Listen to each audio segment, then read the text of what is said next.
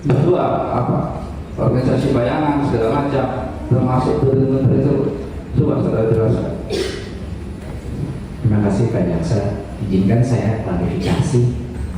Ini semua hal yang berbeda-beda dicampur adukan menjadi satu. Saya sebagai menteri masuk dengan beberapa staf khusus yang spesifik di bidang-bidangnya masing-masing karena kompetensi mereka, karena integritas mereka. Orang-orang ini seperti Mas Lino, Pak Iwan, Judistan, Day, dan juga Fiona, dan lain-lain, itu adalah SKM.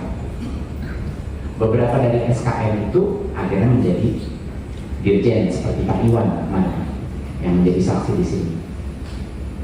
Di luar itu, semua dirjen saya dia datangnya dari dalam kementerian. Jadi mereka pun dipilih oleh saya dan disetujui oleh Pak Presiden berdasarkan rekam jejak mereka di dalam kementerian. Jadi itu yang dimaksud orang terbaik di dalam kementerian pun diangkat dan diberikan kesempatan untuk memimpin. Orang-orang teknologi seperti IBAM dan engineer-engineer lain itu terpisah. Mereka adalah tim teknologi yang dibawa masuk, yang dirumahkan itu lewat bukan di kementerian. Mereka itu ada di salah satu anak perusahaannya KD Telkom dan ada kontrak antara kementerian dan anak perusahaan KD Telkom tersebut. Jadi mereka itu dijanji di situ. Kenapa orang-orang dengan pengetahuan teknologi itu digunakan untuk diperbantukan di dalam kementerian dalam program digitalisasi? Karena ini adalah mandat yang saya terima dari Pak Presiden.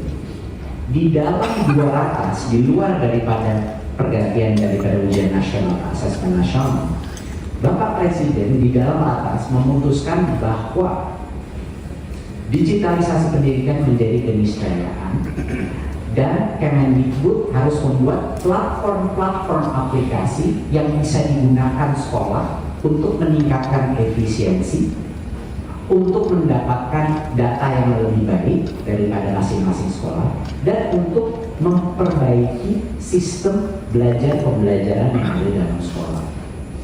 Bahkan bisa saya selesaikan dulu yang saya lihat, omongan modal omongan dari ada kesempatan. Saya tidak ada korelasinya. Jangan terdakwa diberikan tekanan sehingga kebenaran material. Saya terdakwa silakan jawab. Apa kita biarkan terdakwa diberikan kesempatan untuk menjawab. Ya cukup.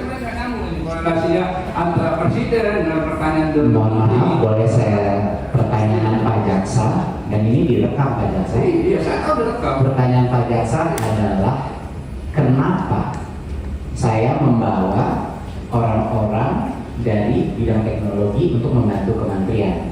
Ini jawaban saya.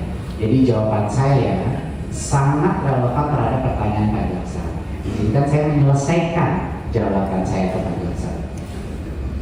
Mandat dari rapat kabinet paripurna pertama, arahan dari Pak Presiden khusus kepada Kemendikbud adalah untuk melaksanakan peran teknologi dalam pendidikan.